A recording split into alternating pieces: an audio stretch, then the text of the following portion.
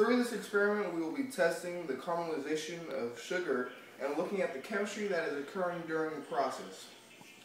Already do I have the sugar on the skillet, and it is starting to liquefy and release off steam of excess water into the atmosphere.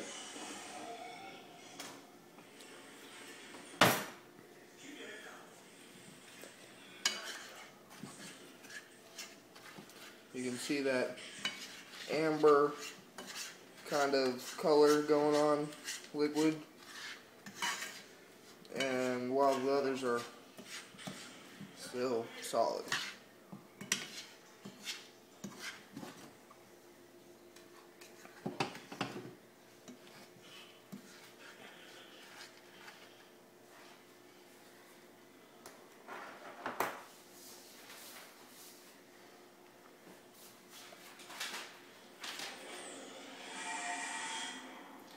At this point, the sugar is probably between 110 and 115 degrees at the moment because it's not all melting, but it's at equilibrium right now.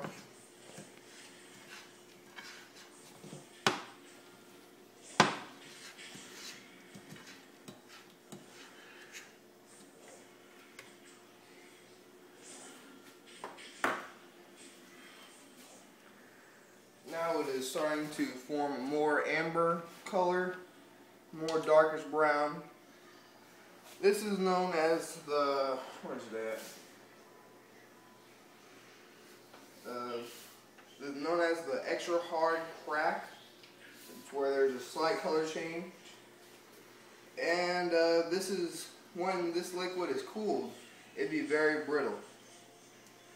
At this stage of the sugar, the sugar is breaking apart and the different compounds are beginning to form such things as carmelin, excess product of the melting of sugar.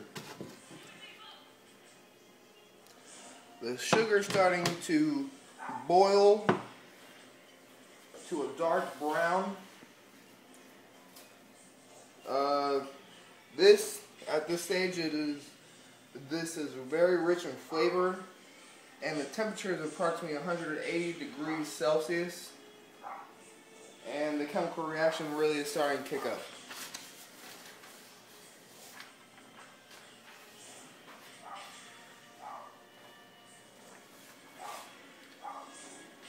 The substance is starting to turn a very dark brown and almost smell burned.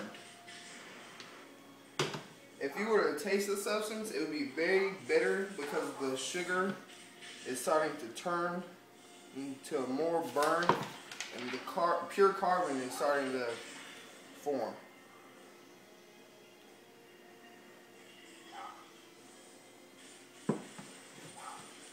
Now we're going to leave it on here for a little while to really let the sugar burn, and you will start seeing that the carbon will start rising to give it the dark color, and carbon is also what gives it the very bitter, kind of nasty taste to it.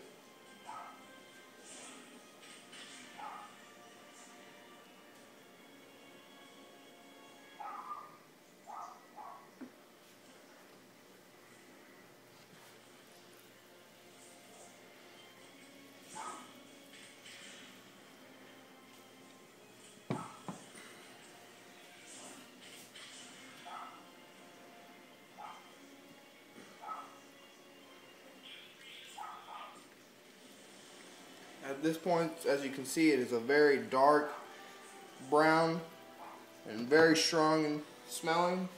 That makes it that's because of the pure carbon that is given off because of the burning of the sucrose and the sugar. Okay.